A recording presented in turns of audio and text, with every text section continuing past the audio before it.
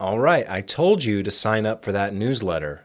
Panasonic, Lumix, however you want to say it, sent out another email newsletter today, Cyber Monday, showing the extra 20% discount code. So, of course, Panasonic, Lumix is running a ton of Black Friday, Cyber Monday deals, as well as our most other companies.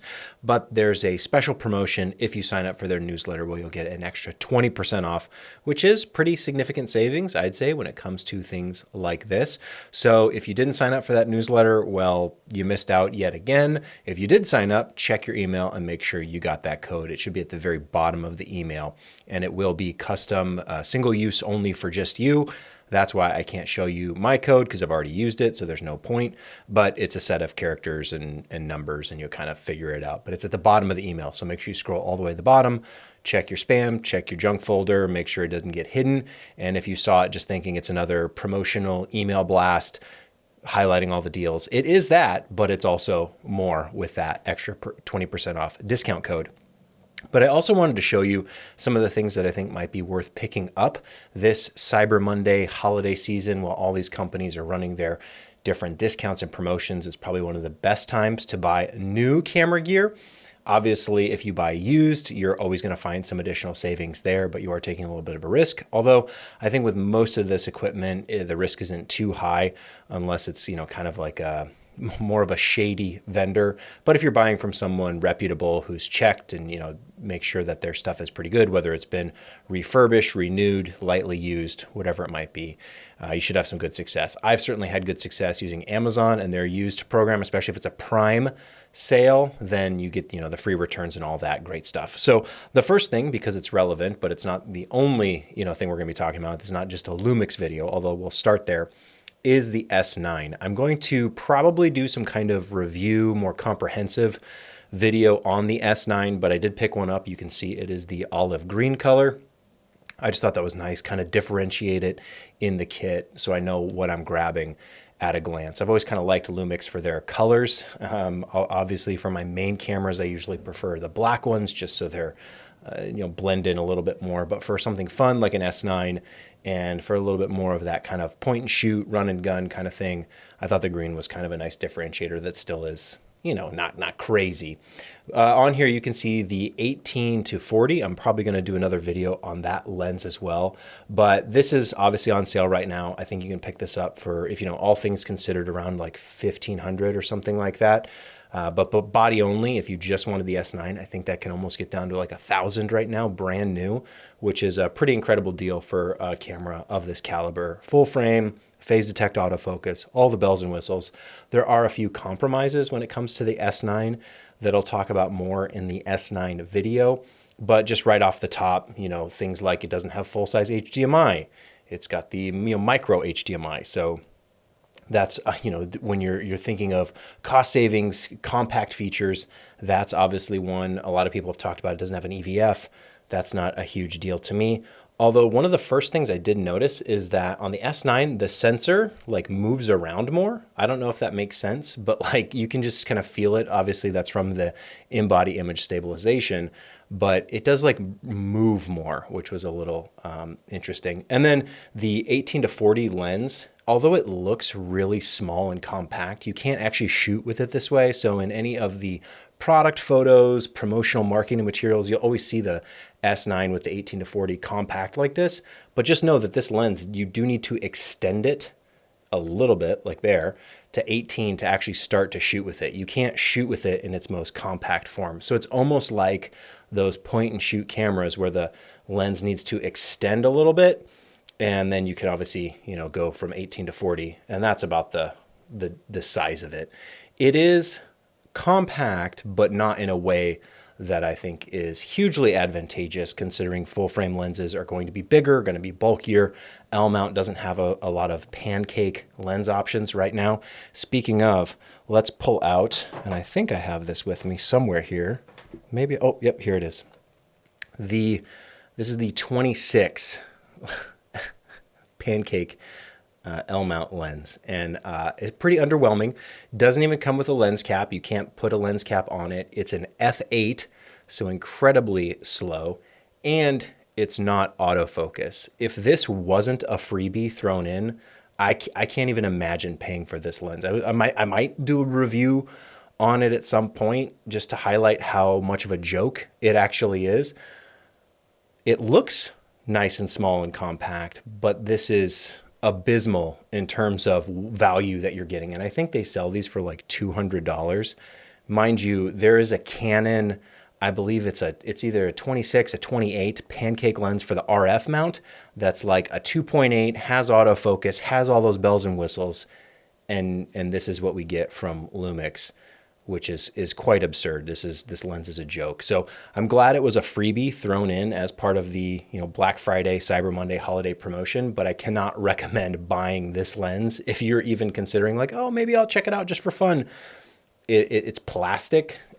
There's nothing to it. It is seemingly a product just slapped together. I don't know who thought this was a good idea, why they thought f8 without autofocus in this form factor would be worth anything, but definitely one to skip just because right out the gate, the specs aren't even anything impressive.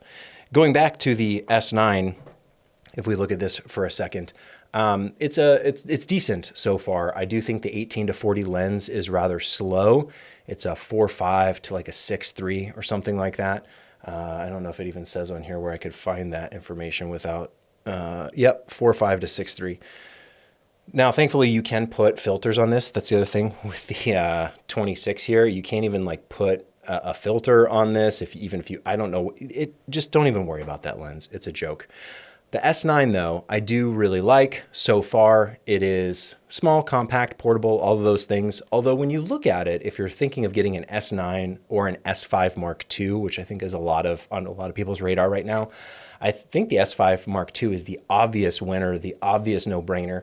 You might say that the S9 is smaller and more compact, but when you look at the bodies side by side, the S5 Mark II is not that much bigger. It's built a little different, but I think those are all welcomed features in terms of ergonomics, being able to hold the camera. The S9, this more rectangular body, it's also not as small as you might think. Particularly, it's a little thicker than I anticipated at first. It feels fine in the hand, but it's certainly one of those that could easily slip away because there's no grip or anything like that. But again, that feeds into the low profile sleekness of it. But so far, I do like it. I need to take some more pictures with it and check and make sure I'm up to date on the latest firmware because I think that's something I need to do. So not quite ready to do a full review on it, but initial kind of thoughts are that it's good enough. It does the job. It's full frame. It's pocketable. It's easy to throw in the bag next to my S5 Mark II, which is kind of what I wanted it for, and to test out how well the video modes hold up. Of course, it has Vlog, and thankfully that's one of the nice things I've seen Lumix shift away from. In the past, and even other companies as well, Canon, Sony, etc., Nikon, they would always like hedge features and separate them between the different models. And it was quite frustrating to, buy something like a GH4, a GH5, and it has Vlog, but it's Vlog L, and it's not the true Vlog. Or you're going and getting the more compact, cheaper camera, and it doesn't have Vlog. And now pretty much everything has most of the same features. It's the same menu. There are some hardware differences, obviously, between these cameras in terms of the physical mechanics that are inside of it and what it comes with. But when it comes to the software side, I am glad to see these companies moving away from all the artificial limitation and just even wondering, like, does this come with this thing? Yes, it does. So you can use it. The one thing though on the S9, although it has a spot for a cold shoe, I think it is truly a cold shoe. I don't see any electronic connections there for it to be a hot shoe. Not something too terrible, but just heads up. Another one of those weird, like, oh yeah, it doesn't have this thing I expected or that I'm used to. What else do we have? Let's take a look at the Insta360 Go 3S. Now this is actually just the casing for it, the camera case. I'm actually wearing, you probably can't even see it right now, but I'm wearing the Go 3S with the magnetic mount. And let me see if I can get, the magnetic mount actually works quite well. So I picked this up because of those features of it being so small and compact. I was looking at options like the DJI Action Camera 5. That's the newest model from DJI. Obviously you have GoPro with, what are they on, the 12 or the 13 now? It's quite a few GoPro models. But the Insta360 Go 3S is their kind of newest, latest, and greatest. And I think there is probably a Cyber Monday sale right now. It's not significant. I think it's only like 10%. But I like the aspect of being able to pop this smaller camera out, because if I'm going for an action camera, I want it to be as small as possible. And obviously in all the promotional images, you'll see the size of this thing. It's quite small, comes with the case for extended battery and obviously the screen and to be able to use it. But one of the coolest things that I think makes this relatively unique is some of the software features, such as the interval video recording. So if I just magnetic mount this back here, you can see it. The magnets are quite strong. It's one of the things that I found with the iPhone and MagSafe and all that. The iPhone magnets are quite underwhelming in terms of their actual like power to hold, where this seems pretty sturdy, even with a thicker material like the sweater that I'm wearing. It still holds up in between. So with a t-shirt, that'd be totally fine. There are other options. Let me grab it, like this, hat clip mount. So you can kind of clip it to a hat. What else did it come with? It came with this other mount here. That's kind of your quarter 20 at the bottom, and then a little clippy for the mount here. And I think just the way this is built, lots of magnets. So that's a magnet, and it clips right in. It holds it very nicely. And I think that I like that quite a bit. Having an action camera that is as small as possible is kind of the goal of an action camera. Now the battery life is limited. It doesn't have the highest of the high-end specs that you can get out of cameras like this in equivalent size. But in terms of the smallest footprint, I wanted that out of this type of camera. And again, that interval video recording where it can automatically trigger throughout the day, I think is a nice, helpful feature for these types of things where, like, for me, I'll probably just use it for behind the scenes. I'm not going to use it necessarily for making anything professional, but for, content creation, social media, that sort of thing. Just having clips, being able to like set it and forget it is kind of what I prefer. And instead of that being a photo mode where it's a time lapse, I want video clips, but I want them staggered throughout the day. So that's how I have that set up. And I think it's a decent use of that. The Insta360, they're actually one of the few companies like a DJI, like an Aperture, that have actually grown with their brand and become a little bit more reputable than some of these other offshoots that, they start up and you're wondering, like, what's the software going to be like? Is their app even worth it? And most of the time it's not, it's garbage. But the Insta360 app is decent enough. It pairs nicely with the camera, and you get some cool bells and whistles and things you can do. If you've used their actual 360 cameras, I also like those. I think I have the X2. They're on the X4, which is also on sale right now. So now's a good time to pick up that kind of stuff if you're into it. Also, DJI has their stuff. And speaking of DJI and size and compactness, I did pick up the Mic Mini set. So it comes in this pouch, which is nice, I guess, like an extra little pouch. That's kind of cool. And the real meat and potatoes here is the case on the inside, and it does have some of the like extra wiring and little fuzzies and stuff in the bag. It's kind of a lot to go through, but it does come with a bag. But the main thing is the case, which is different but similar to the previous DJI mic cases. This one has a button release on the front to open it up. And you can see the size of these. They're quite tiny, and I probably will do a review on these as well, talking about the audio quality. But this is just more of like, hey, this exists. You can go buy it right now if you want. But I like the case. The case is about the same size as the previous version, maybe a little bit more shallow. But in terms of space savings, it's still a decent sized case that obviously you charge, and then the case charges the microphones inside. But the receiver is very, very small, very low profile. You can hook this up to a camera. It's not just, iPhone, smartphone only. You can plug this in with a 3.5 millimeter jack there. It's got the physical knob, and I have to do some more testing on the audio quality.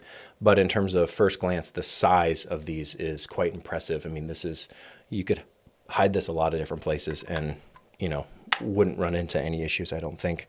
So that's there. And then to go back briefly, I guess one of the cool things about the Insta360 Go 3S, Insta360 Go 3S, gosh, that's a mouthful.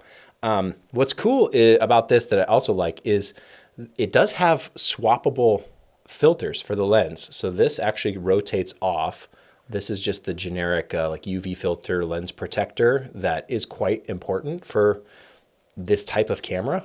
I've talk to friends and, they buy an action camera and they throw it in the pool and it hits the bottom and scratches the lens, that sort of thing.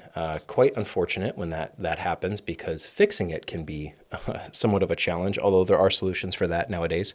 But what's cool about that filter being removable is that you can buy ND filters for it. So this is a K&F concept set, which has like a bunch of different options. I don't even remember. It was the expanded set. I think it's ND4, ND8, 16, 32, 64, something like that. There's quite a few NDs as well as a polarizer in this kit.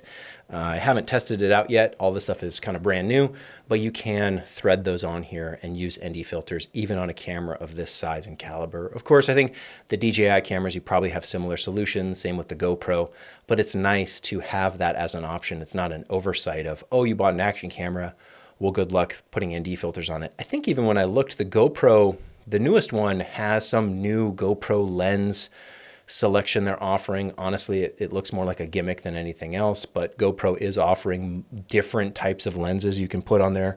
So if that's something you're into, you could explore that. But for me, I just like the peace of mind. I don't know how often I'll use an ND filter on this camera, but it's an easy no-brainer just to have in the kit in case you end up needing it.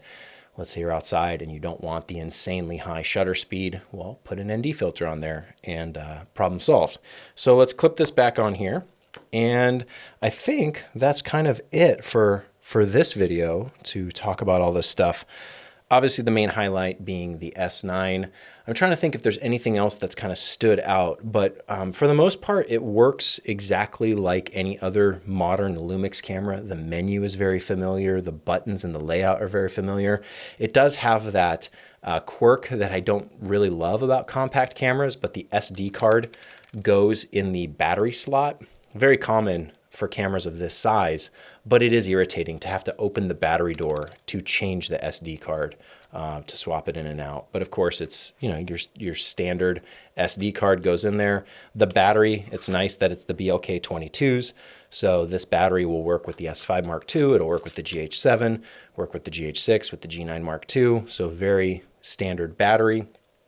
And yeah, it's got the full flip out screen like we're used to, not the expanded, tilt up screen on the GH7, but I wouldn't really expect that on this type of camera. And people are saying that it doesn't overheat, which is kind of surprising. So I have to do some more testing myself, but I think so far, it's got the quarter 20 on the bottom, all the things you would expect. Nothing really seems to be left out or omitted as far as, things you would want. Although I guess one of the biggest things, if you do care, there's no headphone jack. So you can put a microphone into it on the side here with the 3.5 millimeter, but there's no additional 3.5 millimeter for headphones. So kind of an odd choice. I don't really know how much space they saved by leaving the headphone jack off of it, but I wish it were there. It's probably on the spec sheet, probably something other people have talked about, but it is one of those things where you buy it, you open it up and you go, oh yeah, it's missing this thing that I would expect to be there. So word of caution, a little word of warning on the S9. If you are expecting to use it as your main camera and you want to run a microphone to it, just know that monitoring it might be a challenge. Now, I'm not sure, maybe there's a way you can hook up Bluetooth headphones. It does have Bluetooth, so maybe that's a possibility. I don't actually know.